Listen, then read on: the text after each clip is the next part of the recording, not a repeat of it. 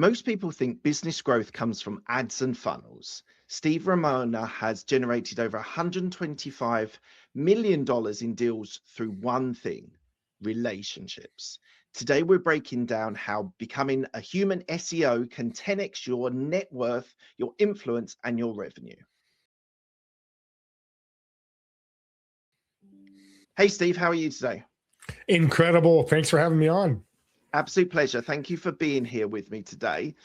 So let's go straight into it. You've generated over $125 million in deals through relationships.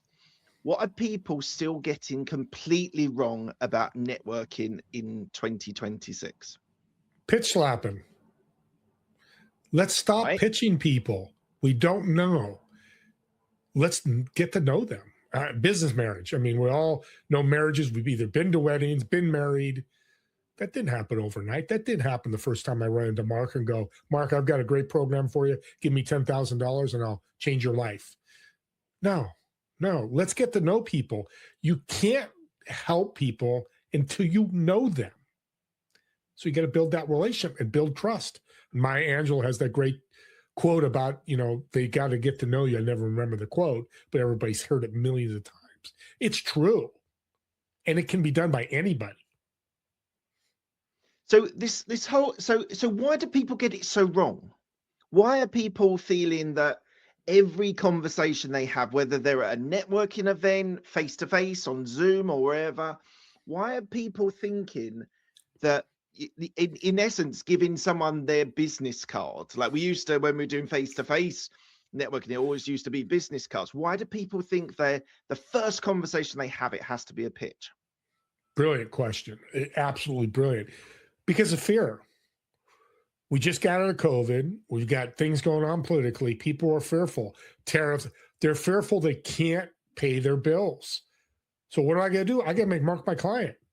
I got to make you my client. And you know what? A client comes as a marathon, not a sprint. And you've heard that millions of times, but it's true. And if you do pitch slot somebody and they do hire you or they become your client, how long are they going to last with you? Because they're going to get to know you through that payment stage, and they may not like what they see or like to hear or what they're getting for your product or service. Now, I've done that. I've jumped on a call and sold somebody right away, but I got to know them before I sold them. And I have a principle I use and I share with everybody. It's called the ASLA principle, ASLA. Ask, shut up, listen, and ask. Let's walk through that journey. You ask a question. What's your challenges in your business? And they tell you. And they say, I need an admin. Okay, I shut up, I listen. Okay, you need an admin. What kind of admin do you need? And you go on ASLA back and forth with them to maybe you come up with a solution. And it might be an introduction, might be you, it might be something else, a resource tip, whatever. But using the ASLA principle, you are building a relationship. And you've all been on calls and right away you connect with somebody because you've asked questions. And people want to tell you about them, even introverts. When you ask them a question, something they're passionate about, and that's usually their business, they're going to want to tell you. It's the most powerful thing. It's made me millions of dollars. It's interesting because I think it's a really valuable tool that everyone probably knows, but they're never sure how to implement it. But it is very, very simple. You ask meaningful questions about them and their business. And some people will want to share a little bit about themselves. Some people want to go straight to business. Some people will want to treat it slightly differently. But everyone that you ask questions of in the right manner, you're going to get results. You're going to get a relationship rather than just a transaction. Here's a great tip. You listening live or in the recording, here's the first question you can ask. How can I help you? How can I support you? Tell me what you do. I just did with a gentleman, probably worth $50 million this week on a call I jumped on. He was very impressed that I asked that question, and he went off for 20 minutes about what he does, what he's looking for, what he needs. I knew everything about this gentleman in 15, 20 minutes. I want you all to think about that. If you knew somebody in 10, 15, 20 minutes, what you could do with that, and I don't mean pitching them, but how you could serve them. And you mentioned doing business with a servant's heart. I believe everybody has that. The worst people in the world to the greatest people in the world, the richest people, the poorest people. Everybody has that servant heart. Do they activate it? Do they use it to really uplift and bring value to people? That's what I do. Before I jumped on his podcast, I love Mark. He's a great podcast host. We're going to do some things together. I wanted to be the best guest possible to educate, motivate, inspire all of you. That was my goal, to bring value and uplift Mark.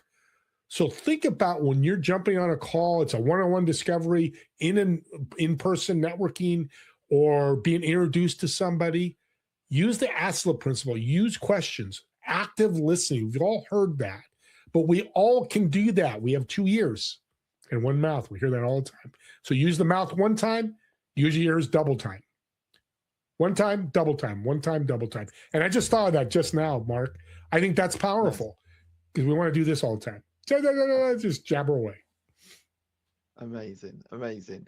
Right. Let's go a little bit about you. So you've been in business for 40 years. You don't look like you've been in business for 40 years. I'll tell you that. You look great, Steve. What was your early career like? And how has that shaped the philosophy regarding relationships? Well, the check's in the mail. It's going to take a little while because I'm in America and you're in the UK, but I'll get you that check. I love this question. Thank you so much for asking. It started at 18 years old, and my family had launched a health club. And, you know, my cousin, Jeff Ramona, shout out. He was my first mentor besides my dad, both incredible mentors. And it's great when it's family. So why don't you come work at the health club and work at the front desk, make some money? You know, I was going to go into college, play American football. And so, yeah, I don't have a job.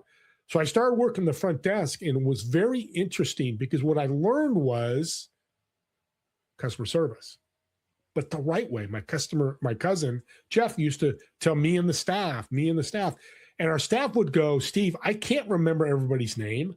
There's 1,000 people run through our gym. We're a very busy gym. And he said, here's a tip. And audience, you can use this. People slide their card in, look at the screen, go, hey, Mark, have a great workout. And you'll remember them when they leave. Mark, have a great day. And if you don't remember their names, hey, have a great day. You know, of course, acknowledge that. But here's the power of that. And here's how you can, let me sidetrack a little bit. Here's how you can use the name. Audience, I want you to go this week. It's Wednesday. Or when you're recording, go into your restaurant, a grocery store, anywhere there's clerks with name tags, say their name twice. Hey, Tony, how you doing today? Tony, thanks for bagging my groceries. Hey, Jim, I need some water. Hey, Jim, thank you. That was great service. You minimum 2 times. I do it all the time. The way people light up is magical. And I learned that back at 18 because I was meeting 40, 50, 60-year-olds, people much older than me, extremely successful. We're a very fluent area. They became relationships. So instead of Tony, have a great workout, Tony, have a great day, it was Tony, how was your vacation? Tony, make sure you talk to your wife, give her a hug for me. See how that the relationship changed? And what happened was they started giving me resources.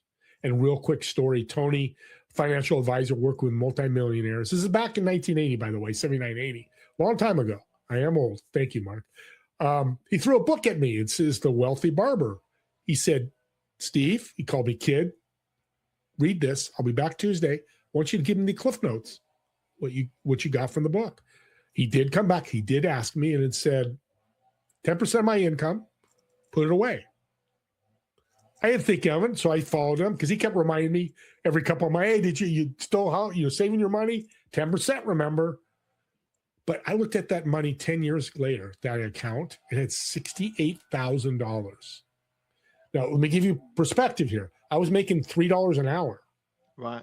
Yeah. Of course, my pay increased, but I started, and I called him, and this is Mark, where the light lit up in me, and it will for you, audience. I said, Tony, I want to send you $1,000. I got so much money. I want to pay you. He goes, I'm retired, so I'm not taking any money, but here's why I did it. Here's why I'm happy you did it and why it benefited me. When you took my advice and ran with it, and followed it, I know people came in my life that made me a lot of money, a great client, because the universe paid me back for me serving you.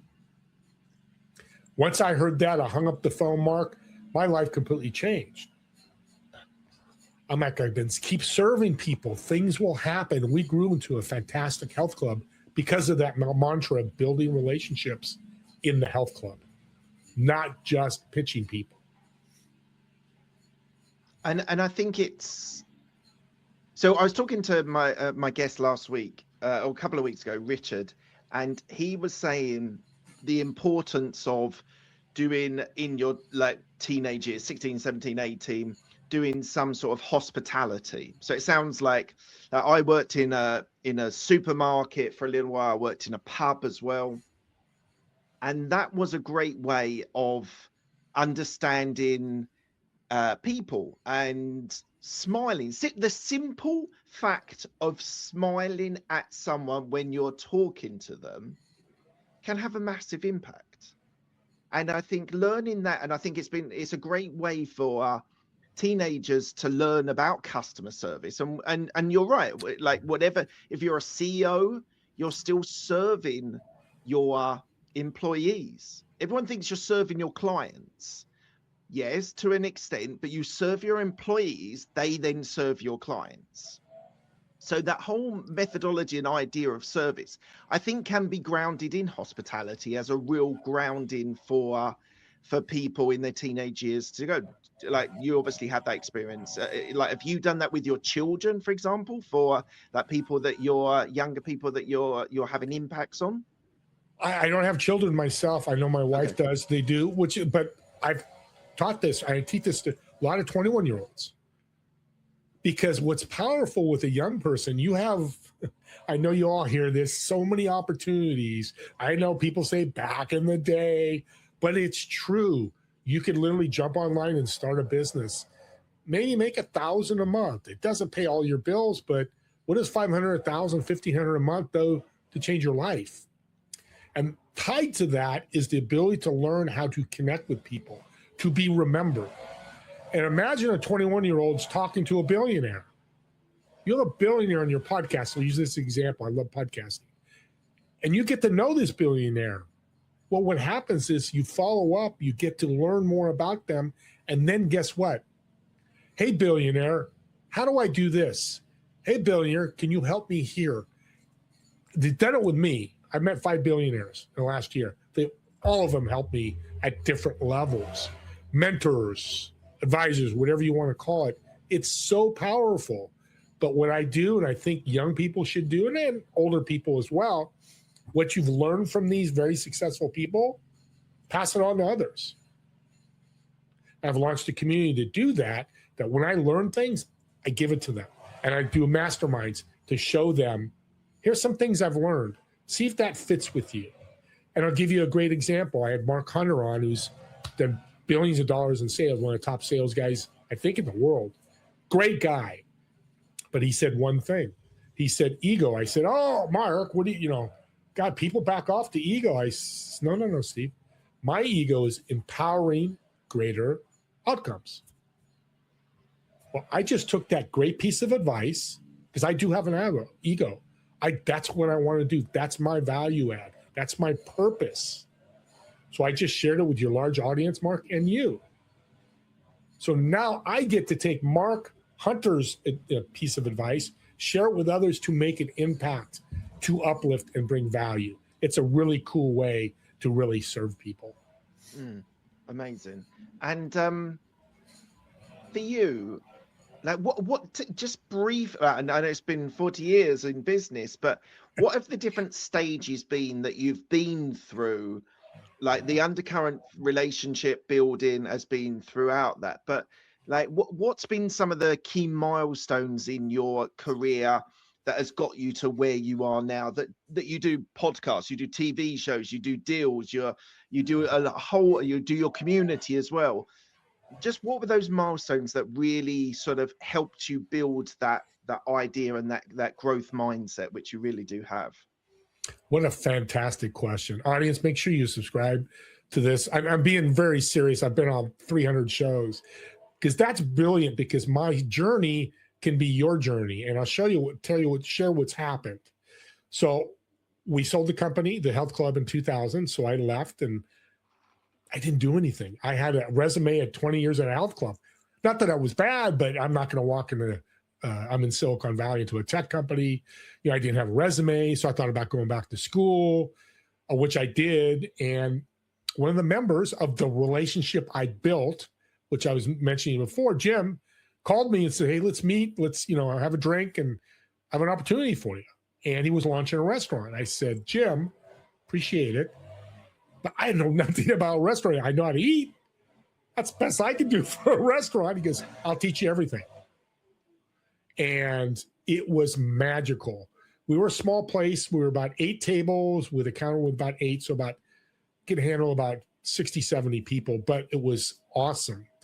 Because what I did is I took what I learned at the health club and I embarked it on the restaurant, meaning saying people's names, remembering people. But here's a power tip, audience. I reached out to a lot of the members of the club, which were thousands, and said, hey, everybody, I'm at this new restaurant. Why don't you come visit me?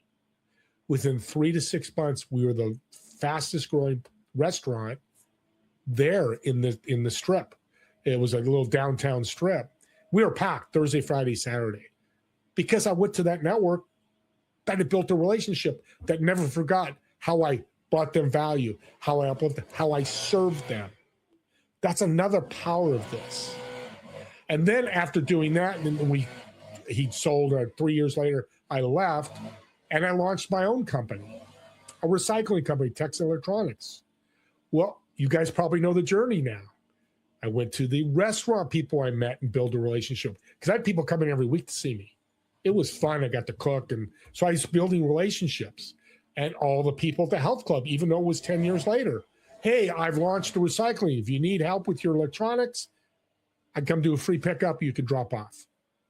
I had 6 figures in my bank account for the first time in my life at 38, 39 years old. It was amazing. I had 2 employees. It was great. That lasted about 7 years, and the government came in. I had to close the business, which was a lesson I had to learn from my cousin Jeff and my dad Ralph. I reached out to them. I go, we're struggling here. What do I do? Close the business. I said, I can't. My servant heart was saying, what about my 2 employees? And they both said, Steve, they'll be fine. And they were magical at that answer, because they got a job 2-3 months later. They were fine. And I wasn't, losing money and struggling, not pay them down the road. So that's the journey of your network, your mentors, being able to really make your business life much more fun, much more comfortable.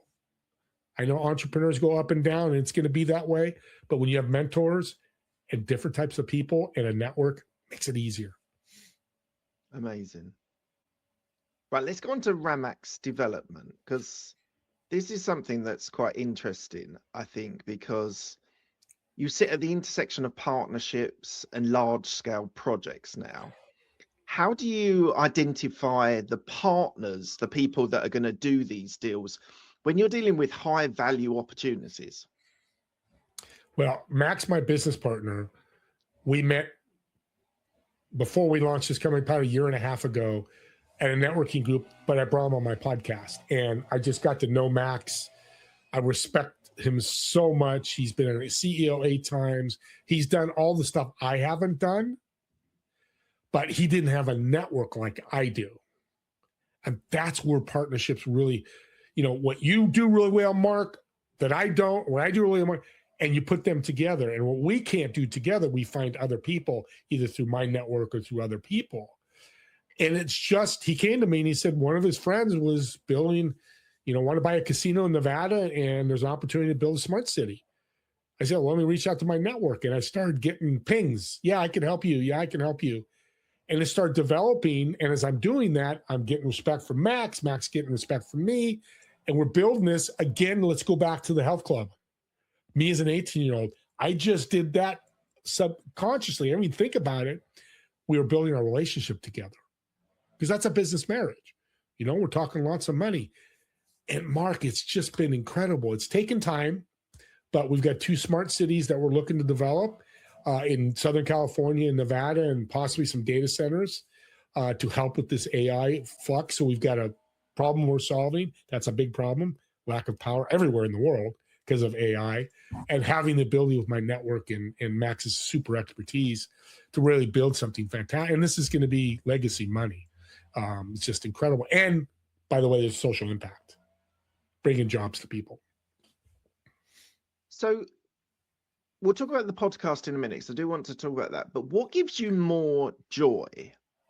Closing a massive deal that obviously, as you said, will be legacy money, but I love the fact that you had a spin on it, that it was you're providing jobs as well, which is great. Or doing a podcast as well. Like which one gives you the most amount of joy? And I'm not sure if your business partner's going to be listening to this, so you can probably be honest if you want. Well, Mark, that is, again, never been asked that in a bunch of shows. This is great. Probably the podcast by a slight edge, because to me, podcasting, and we're going to dive into it here a little bit later, it's been a game changer for my life. And I say to all people, oh, you're going to say game changer. They know I'm going to say it, but it has. I mean, I've told you the 2 opportunities could be $1 billion worth of projects. I mean, money numbers I never thought of. Deals are great because it allows me to do more podcasting. So they kind of tie in together. But I was diagnosed with diabetes last year. When I was diagnosed, my guest, Eric, become a friend, again, built a relationship. And I said after the show, what a great show. Eric, here's my situation. What do? Start fasting. And here's some things you can do. Within 4 to 5 months, I was off all my medicine. Wow. I was not diabetic anymore. That is life-changing, because I got scared. I am 63. I've had friends and all that. But building a relationship in a 1 hour or 25-minute, 45-minute podcast changed my health. And we're friends today. We catch up every month. How you doing, Steve? Hey, let me help you with this. Maybe do this for you. I've got a lot of podcast guests that I have those kind of opportunities. They never would have come, Mark, without a podcast. Yeah. It's the same with me. It's 100% the same with me. Like, it's a great way of connecting with people. I love the mastermind feel of podcasting because you're learning something new every episode that you do. Before we come on to your podcast, I've got one more question about Ramax. So you're challenging the way traditional businesses do developments and brokering deals. What makes you different? What makes you an attractive offer that people would want to work with you and be able to do these incredible projects that you're doing? Partnerships is what I call them. Max probably would call them too. We call ourselves facilitators. But here's the power of it. Connect 2 people and step back and just facilitate it.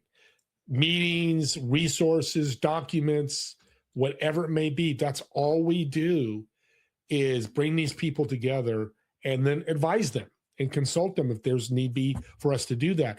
But too many people, I don't want to say too many people, will start a partnership or think of partnerships there and dive right into it, and they know nothing about it. We've known nothing about renewable energy or smart cities. We were just in a meeting this morning. We're one of the top electrical companies in the world. We just introduced, step back, and listen for 45 minutes how they can build this smart city. That is powerful because we know nothing about it. But we also follow up. We're also on time. We're also cordial. All those things we all know about, people see.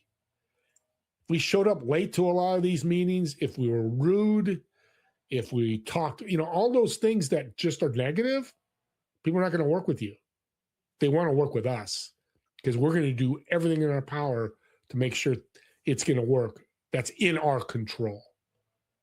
So again, me and Max in Ramax, we uplift, we serve, and we bring value to the parties of the partnership. Do you think that what sort of level, like what sort of time frame are some of these projects? If you're building we've been a working, smart city, you must be talking 18 months, 2 years. And Right. that's just a start. Then it's another 2 years once they get going. My partner, Max, love him to death. I truly love him. He says, you're going to kiss a lot of frogs before you get to the princess or the prince, depending on what it is. And that's what happens with this. The government with tariffs have changed. The renewable energy tax credits have changed. So a lot has changed. But what a great example of us pivoting and finding that opportunity with data centers and AI. Because we were all in renewable energy when we started. Now we've changed and pivoted, which if you're an entrepreneur listening, you're going to pivot. You're going to change. I changed the name of my podcast. Serving in Business was the name of my podcast for 10 shows. And again, a mentor reached out, Rich. I'll never forget Rich. He said, Steve, I met you. You're a servant's heart. It's doing business with a servant's heart. And it's just really added to the journey and my arrival in podcasting. Right, let's get into podcasting. I can obviously tell that you love it, that you have a deep passion, which I totally empathize with you. I'm there as well. We're coming up to 600 episodes for my show, which I'm super jazzed. We're going to be doing something interesting. More on that soon, guys. But what inspired you to start a podcast? What was the motivation behind it? October 2022. Yeah, I've only been doing it 3.5 years. Somebody reached out and said, Doug Cornfield, shout out to Doug. He said, I got this guy you should meet. He helps you start your podcast. Well, for a year or two, I've seen podcasts grow, and I was thinking about doing it, but I didn't have time to DIY it, didn't want to spend time on YouTube, and that's not the way to learn something anyway. So I did pay for the coaching, the mentorship, and Josh, I remember the first day, October 4th, 2022, I said, I'm so excited. What do? He said, start recording. So I continued with his program for 6 months. I continued recording, started recording and continued. First 10 were all my clients, because that's what my thought was with the podcast. I've got these clients. How can I bring them more service? Now, for a visual, if you're watching and if you're listening, I'll tell you, most people will serve at the chin level. Right here, just at the chin level. And that's good. It's good to serve. You know, like you were saying earlier, Mark, smile. Smile, people. That's great. But I want to up level that. I want to go to the nose level. I want to bring it up to the next level. And that would be, in that case, smiling and saying their name. You've just served them even more. So that was my thought process when I heard podcasting was I could bring my clients on my podcast and highlight and promote them. Well, they fell in love with it. I don't know if it's good. I know my very first podcast, Mark, you're going to love this. I started the show with 3, 2, 1. Welcome to Doing Business with a Servant's Heart, serving in business podcast. And I clapped for the first 10 seconds. I forgot to stop clapping. Well, I left it in there, and this person got 100 views the first week because people don't care about it. They laugh. They probably laugh like you're doing, like I'm doing. And I learned it wasn't about how you do it. You're going to get better the more you do. You're fantastic. I know I'm good because we have hundreds of shows. How many? I'm at 925. In 4 years? In less than 4 years, yes. Because here's why, audience, why I love podcasting. If you're an entrepreneur, it's the best tool. I used podcasting for my business because I'm meeting all these people. And I've told you some of the stories, and there's many more of people who helped me grow my business, grew my revenue, grew my network. Your network's your net worth. Well, now my network became my quality network. I never would have met 5 billionaires if I didn't have a podcast. I never would have met multimillionaires. I never would have met Eric, and on and on and on. And it's amazing. I used to say you need to have a podcast, and I have to back off that because there's some time. But there's 3 things in a podcast. I always forget the 4th one that people tell me why they don't do it. Time, money, guests. There's 4. And how to do it. Well, time, I do my podcast in 20, 30 minutes. I'm done. Once it's recorded. I have people out the next day if I don't have them backed up. Money, you can do it for free. You can literally take your phone, jump on Zoom, which is a free account, and just start interviewing people for 10 minutes, 15 minutes, literally for free. A YouTube channel is free, and you can start there and not pay a cent and build your expertise. I have a system, a playbook. I show people how to do it. I do masterminds to show people how to do that. And then the guests, there's many ways. Reach out to me or Mark. Look at a guest. If we know you, if you built a relationship with us, I've shared probably 300 of my guests to other hosts. Or jump on LinkedIn. I'll give a great example. Lee Steinberg, the Jerry Maguire movie. That movie was all about his story. Well, I jumped on LinkedIn. I said, Lee, I love your story. You're from my area. I'd love to have you on a podcast. He's a $200-300 million. He's got NFL athletes, stars. He said, yeah, let me talk to my admin and I'll have him get back to you. A week later, he got back to me. He was on my show 3 days later. Now, if I reached out to Lee, let's use the other side of this, and just said, Lee, I love your story. Can we connect, jump on a call? He'd probably say I'm too busy. Why would he connect with me? Yeah. Nothing wrong with Steve Ramona, but there's just no reason. Yeah. Podcast was the reason. Yeah. It is. It really is. I love your smile. It's a great way of being able to build relationships. It really is. And Mark, I got to say this, audience, that's how we connected. Somebody connected us because we're podcast hosts and think you guys have a lot to talk about. And who was it? Jody?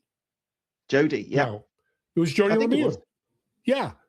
Who said, you need to talk to Steve. And Steve, you need to talk to Mark. And look where we are. We're going to do some things together. We've helped each other. We've built a relationship that's going to change our lives, I think. It's going to make a difference. And that's a perfect example. Yeah, absolutely. Absolutely. 100%. Relationship building, it's such a good, because if they have a good experience on your show, then it's, you're, as you say, like asking someone to be on your show is a way of being able to say, I value what you give to your audience, to your clients, to whoever you're serving. I want you to tell me about it to share with my audience. And it's a great way of being able, look, it is a little bit of flattery, like certain people, like you have to be honest, you're sort of saying like, but it is genuine when I ask people to be on my show, because it's like, I see what you're doing something interesting. I want to ask you more questions. Like, it's very, in a weird way, it's a selfish way of being able to learn things from other people and really delve into their business. But you want to showcase them. You want to, like, I saw about Ramax and I saw about your podcast. I was like, Steve, you have to be on my show. You have to be able to share your story as well as what you're doing. And that's what we do here. That's the whole purpose of what we're doing. And I think anyone that is thinking about doing a podcast, just start. There's a guy called Rob Moore over here, and he says, start now, get perfect later. Right? 8 years ago, when I did my first show, it was terrible.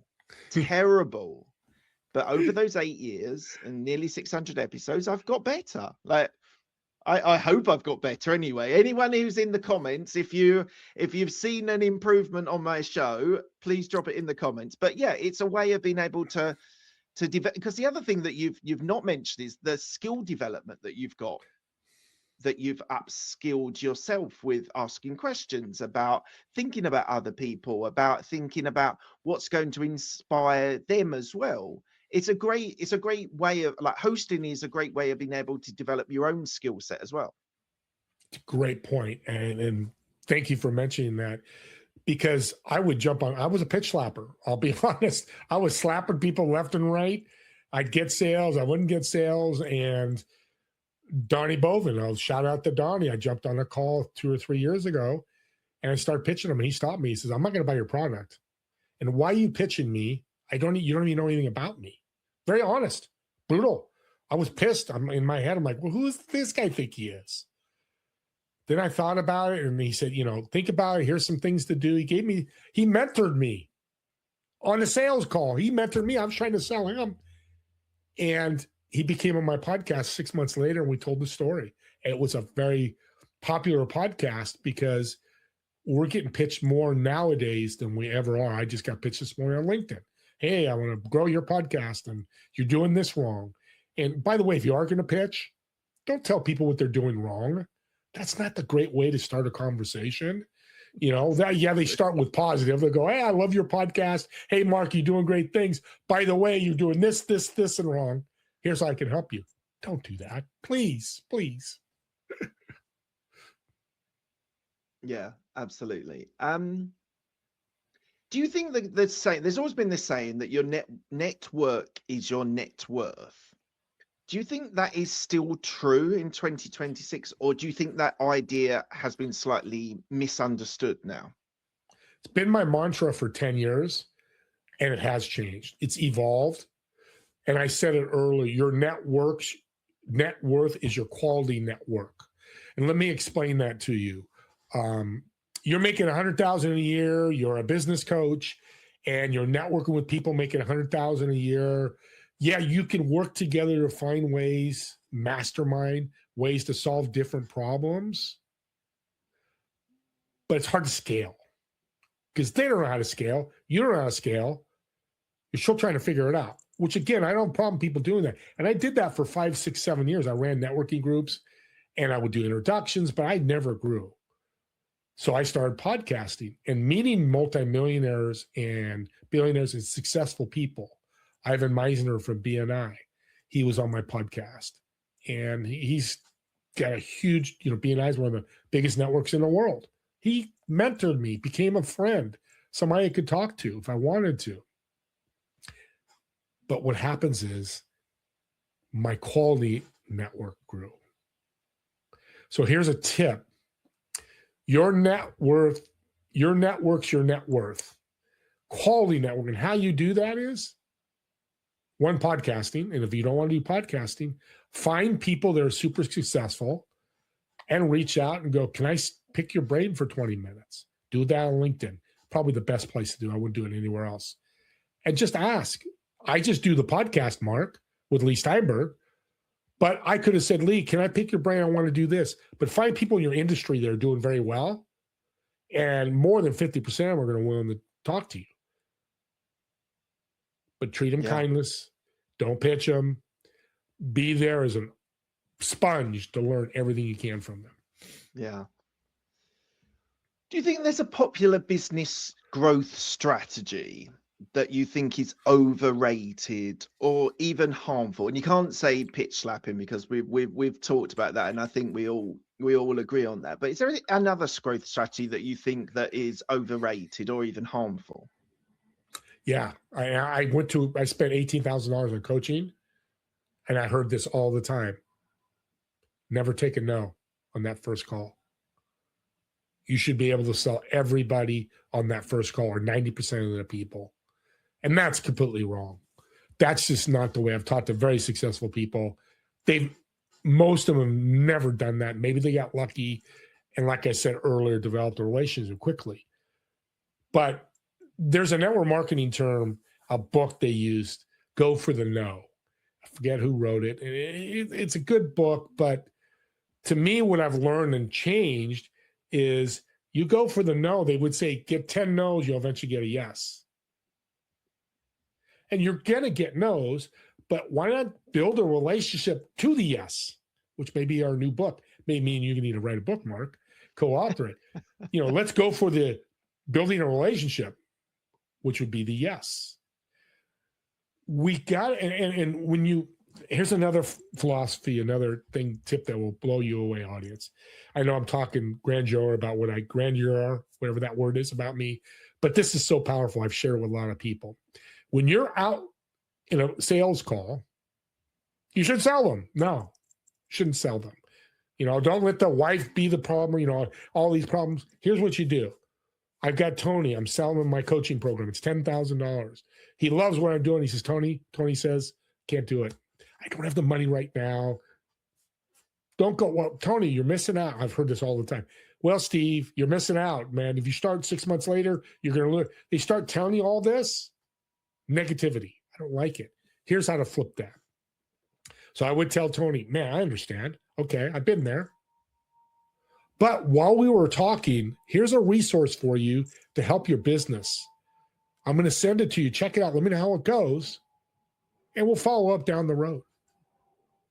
I've shared that with over 100 entrepreneurs. 50% of them said a number of those people reached out 2 or 3 months later to be hired to be their client. Because the worst scenario, Mark, here is somebody saying no to me. Tony's not comfortable with that. But he's got to say no. He can't afford it. Even though some salespeople, you make them do it, you'll make them a bunch of money. Well, they're still got to pay it, that $10,000. It's uncomfortable for me because I heard a no. Now I've got fear. Who's my next? When you change the scenario with that and serve them and bring them value, the balloon, air in the balloon just goes out. It's so comfortable because now Tony's not feeling guilty when he leaves. Like, man, I jumped on guilt is probably the best word. It is so powerful. People want to, again, that's the trust, like, and know the person. I'm not pitching you. I want to learn you. Okay, you're not ready? I'll follow up. And you should follow up. Don't do it the next day, but do it, 2 or 3 week or a month follow up. Hey, how you doing? Just checking in, whatever that looks like for you. Yeah. How do you think you've evolved as a leader? Asking more questions and shutting up.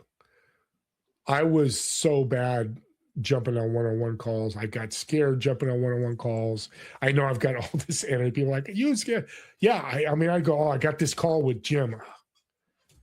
I don't know what to do because I didn't know what to do. Once I learned through podcasting and through mentors and very successful people of asking questions, I can't wait to jump on a call. I jumped on a call a few weeks ago. The guy makes $100 million in a year. Well, 5 years ago, I'd be shaking. I jumped on. Do you have any challenge? You make $100 million a year? You probably don't have challenges. Oh, Steve, yeah, I do. I got to balance it with my family.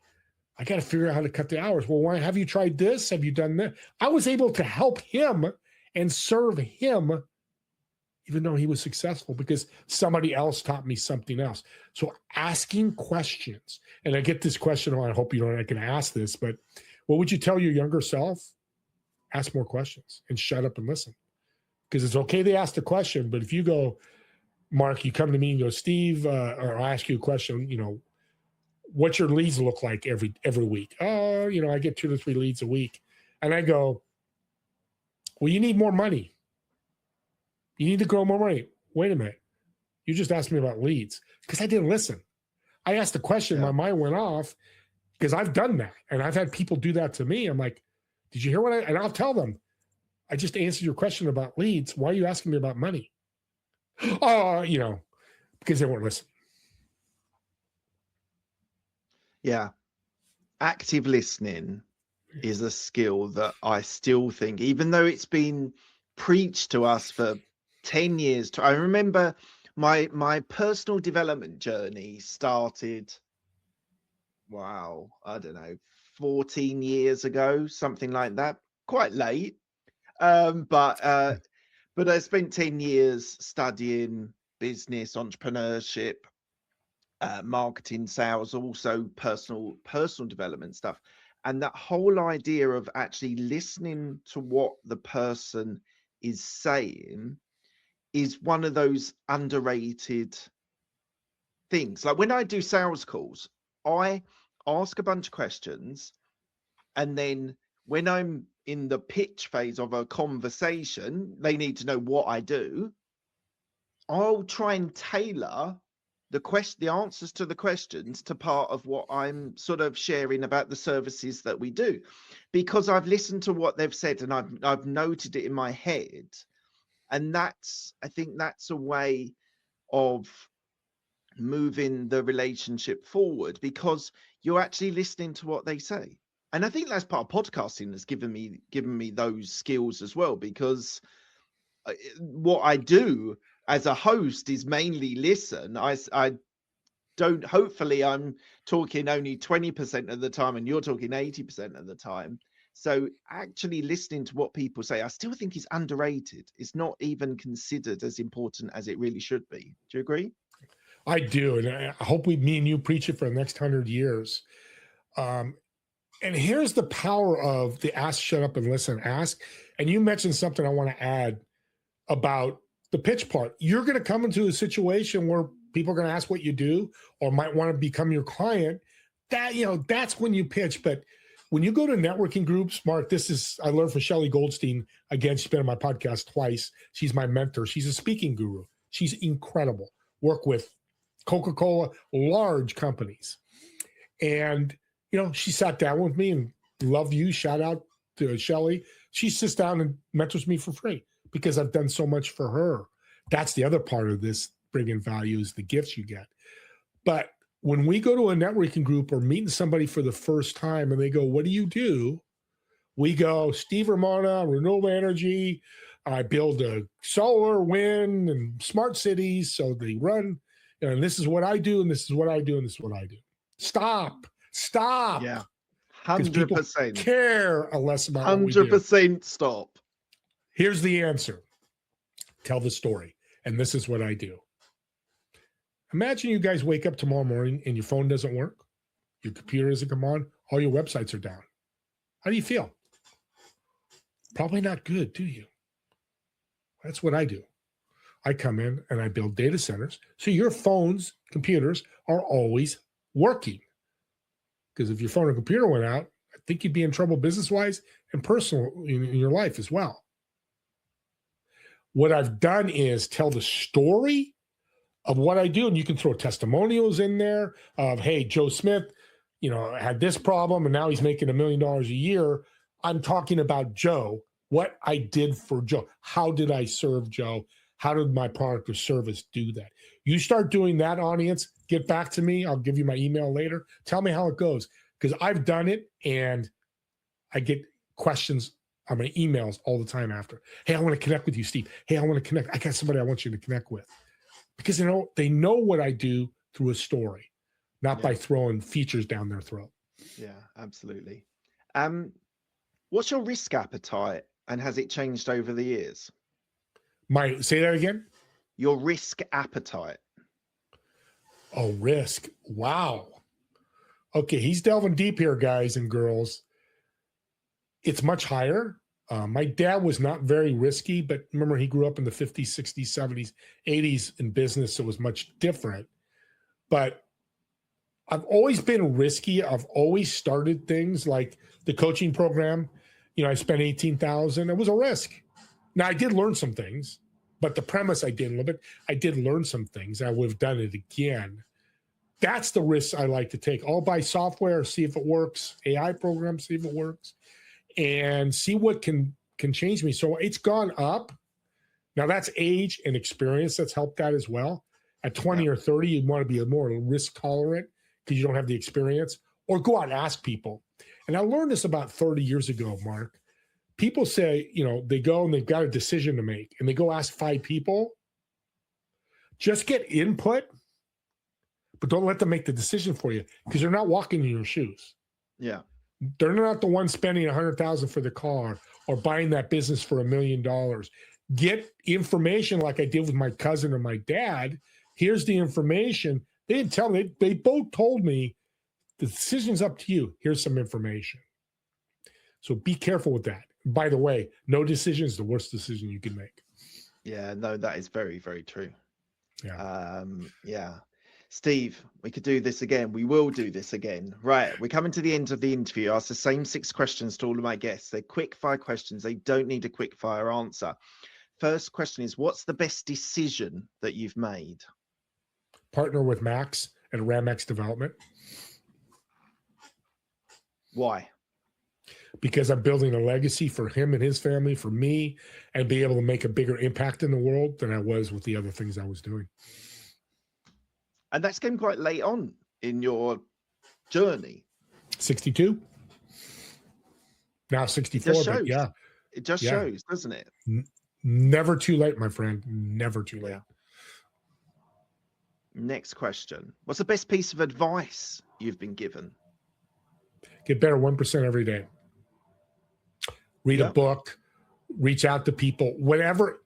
personal development you mentioned, that's usually where people go. And we'll use the date. It's March 25th, the day we've gone live in the recording. So it's about 8 months left. Let's say there's about 200 days left. I could be off on my math, but whatever that math is, we'll just use 200 days. You're better by 1% every day. So at December 31st, 2026, you're better 200%. I want you all to think about significant, isn't it? Are you going to be better? Yes. It's so who actually gave you that advice? Was it a mentor, a coach, or did you just pick it up? Because I picked it up from so this is very niche for the British audience. There's a guy called Dave Brailsford who managed cycling, UK cycling for Olympics and things like that, and he was talking about, and he's written a book which is really, really good, about the iteration, that you don't make jumps forward of like 50% better in a day. You have to sort of get a little bit better every day, and marginal returns, I think, is what it's called. And I picked it up from there, and I've always thought it's a really great way of being able to describe that. Just, you don't have to do anything catastrophic to make that big leap. You just take it every single day and you just improve in that way. I think it's a genius bit of advice that I think people think there's only giant leaps forward. Yeah, it's mindset too. Yeah. If I could get better tomorrow 1%, then get better 50% this week, the 1%, our mind can handle that much better. Yeah. The other thing is, about money. We say in our business, me and Max, if we got 1% of $1 billion, we'd be happy. Same type of philosophy. Yeah. Don't be greedy. Take a comfort level of what that is and take care of your family. Amazing. Who's the person that's helped you most in your career? Steve Ramona, my cousin. A shout out to him. To this day, I could call him, and have told him some of my successes. He's super fired up for me, but he's always had that customer service thought in everything that, why are you doing this, Steve? Are you serving? He taught me customer service at 18 years old. If I didn't take and we know in our journeys, if we didn't do this, different things would happen. And same thing here. If I didn't take that job and stay 20 years, a lot of this, I probably wouldn't be sitting here today. And we hear that all the time. So I'd give Steve Ramona my shot. I've got many, many others, but Jeff is a great one. Great. Tell me about a regret that you have. That's a really good one. To get into debt, thinking I can get out of debt quickly and be 50, 60, 70,000 in debt for years, and waking up every day depressed. Now, people wouldn't see it, but every time I looked at my bank account, I'm like, God, what am I doing? What am I doing? And don't get there, audience. Find a way. I have a financial advisor. She saved my butt. Zio is her name. She saved me, because my biggest regret was thinking, oh, money's just, it's, it'll come back. It may not, and we don't know. You need to be in control of it. And if you can't do it yourself, find somebody that can to control how you work with money. Brilliant. I've never told people I've been in debt. That's a rare thing. So you've really made me feel comfortable. And thank you to you to say that. I'm comfortable saying it because I'm finally out, but I want people to hear it, because that's pretty common for people in America. Yeah, 100%. It's like people are in a lot of debt, and being able to turn that around. This is the thing. People think that it's going to be turned around in a couple of weeks or a couple of months. Again, go back to the 1%. You just get better every day. And that might be, when you're dealing with debt, that might be paying off your highest interest debt first. Even doing simple things like that, which some people sadly don't have that education. And there are a number of places on YouTube. There's a lady called Nisha who is brilliant YouTube channel. She's an ex investment banker and a qualified accountant, and she's just built this platform on YouTube. She's got like 1 million subscribers, and it's just about basic, well, not even basic, financial advice that is like I often say, like, common sense is very uncommon. And a lot of what she does is this whole sort of common sense of, she comes from a bedrock of finance and accountancy. How do you do things that are going to be make you money? It's like also investing in stocks and property and stuff like that. You don't get rich fast. It takes time to be able to compound and be able to grow. People think they've got to turn everything around with one deal or one decision. But in most cases, it takes a while. And you're living proof. You're 62, and now you're dealing in huge deals that you've been able to, and you described it as legacy wealth. Yeah, well, I'm 64 now, so thank you for making me 2 years younger. I feel 2 years younger. Thank you. And last year, audience, I'll be honest, we lost a $20 million deal that was going to go in our company's pocket. And we weren't told things happened. It wasn't truthful, and the relationship wasn't built properly. Here's what you do when something big or not so big happen. Be human for 24 hours. And I forget the guest who told me that. And I'll obviously never forget. It was a year ago. And that's what I did. I went and worked out, ate pizza. I don't drink, so I probably drank soda the first time in 20 years. I just went crazy. But the next day I woke up and we found other opportunities and started working on other opportunities that we could do. Laying in the black hole will not help you at all. I know you hear it all the time, but I lived it. So that was legacy. I'd never have to work again if I didn't want to with that. So just want to add that. Amazing. Was there a time you wanted to give up, and what made you pull through? Oh, many times. Mentors, I'm looking at my bank account. I can't get out of this. It's going to be 30 years. I'm never going to make any money. I'm never going to have a family. I got married at 62. 2 years ago. Well, it's going to be 3 years this year, 61. And it would be hard for me to have family and kids. I don't have kids, and that's okay. God's has a different plan for me. But, it was scary. And it was just talking to people. The other thing I do when I have a down day and I'm depressed is I go serve. Yeah. Volunteer, whatever it may be. In a quick story, Mark, I know we're coming to the end. It happened. I had 2 people not show up, a big contract. This is 5 years ago. I didn't get. The guy said, no, I can't. I don't want to work with you. We'll wait.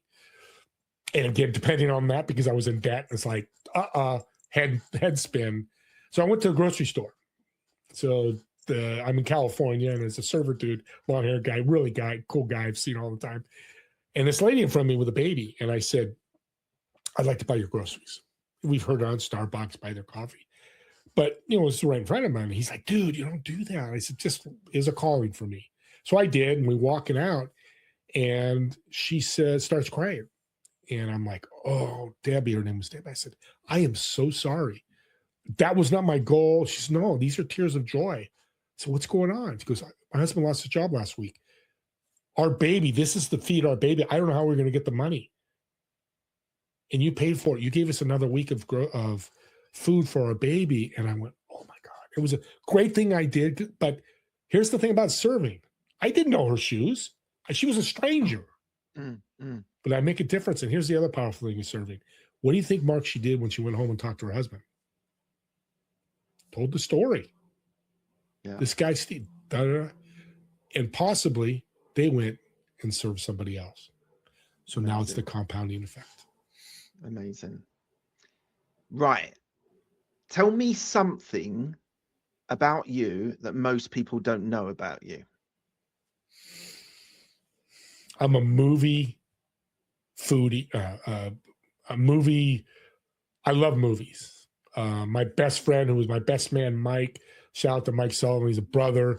Love him to death. And we just talked this morning about movies. I love movies because for me, movies take me away for 2 hours. I went and saw a movie. I'll just shout Project Hail Mary. It was incredible. Is it 2 good? hours and 30. You did see it? Okay. 2 hours and 30 minutes. I haven't seen it yet. I do want to see it 100%. It's so good. And 2 hours and 30 minutes, I was away. in that movie just enjoying life for a little bit, and that's why I love it. Just gets you away from society, from life a little bit. So I'm a big movie lover. Top 3 movies of all time. Rocky. Nice. Godfather. Yeah. Remember the Titans. Remember the Titans. Denzel Washington. It's about a high school football team, black and white integration, 2 coaches. I'm a big sports guy. That's another thing. And people don't know about that. I've watched it for the 5th time last week. You're giving me chills right now. That's why I love movies. Wonderful. And the last question is, what does legacy mean to you? I was hoping you'd ask me this question. Nobody looks at your tombstone and says, Steve lost a $20 million. Steve made $1 million here. Steve made a mistake and said the wrong thing to this guy. That's not on there. It's how you made people feel and what you left them with. And legacy should be everybody's goal. Max, I'm going to shout out him again, told me something on a podcast that I will never forget, and I tell people all the time. Speaking of movies, you go to a movie, at the end is the credits. Me and my wife love looking at the credits. What is your life movie going to look like when they have your memorial or funeral? What are your credits going to look like as it's scrolling through the screen? You're going to get me emotional here, brother. And that's what I think legacy should be. It doesn't matter. There's no scoreboard. It doesn't have to be, I gave $1 billion to the Wounded Warrior, or it could be, I just changed 3 people's lives over the last 80, 90, 100 years of my life. There's no scoreboard. What are you leaving? Amazing, Steve. Thank you so much for being a guest on my show. It's been an absolute pleasure. I hope everyone has enjoyed it as well. If you've enjoyed that conversation with Steve and took something valuable away from it, make sure you hit the subscribe button so you don't miss any future episodes on Business Growth Talks. And I'd love to hear from you. Drop a comment below and let me know what your biggest takeaway from today's conversation was. Thank you so much for listening, and we'll see you on the next episode. Thank you. Thanks, Steve.